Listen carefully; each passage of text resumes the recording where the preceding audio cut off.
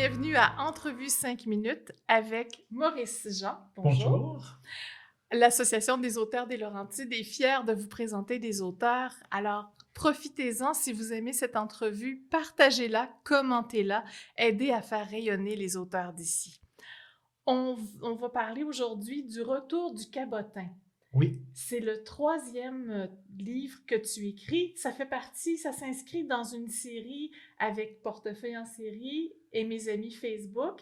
Est-ce qu'on continue la chronologie? On retrouve Henri Patnaud après sa dernière aventure? On retrouve Henri Patnaud, mais avant sa première aventure. Mes amis, Portefeuille en série se déroule en 84, Mes amis Facebook en 2011 et celui-là en 79. Donc, on a un Henri Patnaud qui n'a pas eu connaissance de ce qui s'est passé par la suite. Donc là, c'était un nouveau personnage finalement à bâtir. Là. On part avec moins d'expérience. Moins d'expérience. C'est un peu le défi que représentait une série qui n'est pas en ordre chronologique. J'ai des pages et des pages décrites sur Henri Patnaud. Je connais Henri Patnaud depuis les années 50, puis je sais à peu près toutes les enquêtes sur lesquelles il a travaillé.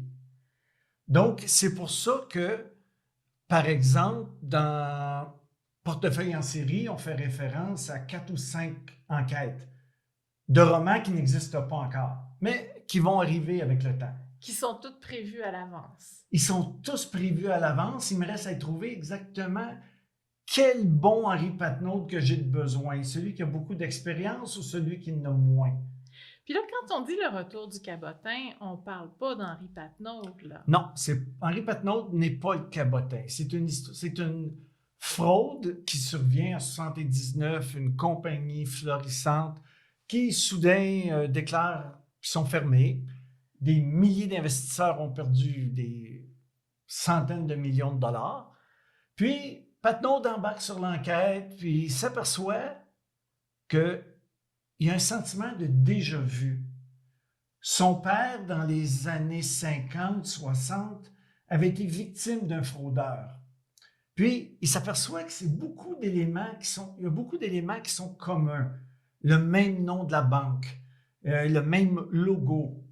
Fait que là, la question, c'est le personnage qui, à l'époque, était surnommé le cabotin, semble être revenu dans l'actualité 20 ans plus tard en commettant des crimes aussi élevés en fraude, sinon plus, et reprend exactement les mêmes méthodes qu'il y avait.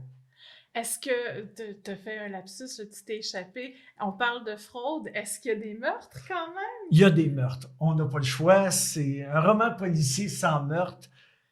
Il manque un petit quelque chose. Puis pourquoi est-ce que les lecteurs devraient lire ça? Est-ce qu'ils peuvent le lire dans n'importe quel ordre d'abord? Les romans peuvent être lus dans n'importe quel ordre. C'est un défi d'éviter de divulguer des choses qu'il faudrait cacher.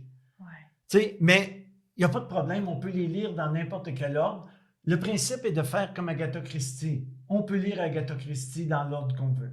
Puis pourquoi est-ce qu'on lirait celui-là, Le Retour du cabotin? Parce que c'est une histoire superbe qui nous prend vraiment, quand on embarque dedans, on passe au travers, mais c'est aussi une superbe leçon de qu'est-ce que la confiance. OK.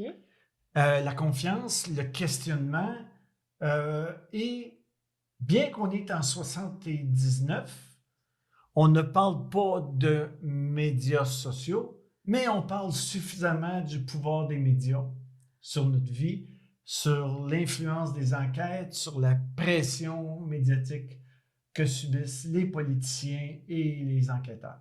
Donc, il y a quand même des liens à faire avec la situation aujourd'hui. Ça reste des thèmes universels. C'est des thèmes universels. La présence des médias, aujourd'hui, les médias écrits ont beaucoup moins d'influence que là 40 ans. Ils ont été remplacés par d'autres médias. Mais les médias ont toujours eu un rôle important à jouer, puis positif ou négatif. Merci, Maurice. Ça a été un plaisir. Alors, Partagez la vidéo, commentez-la, aidez à faire rayonner les auteurs des Laurentides et revenez-nous pour d'autres entrevues 5 minutes. Merci.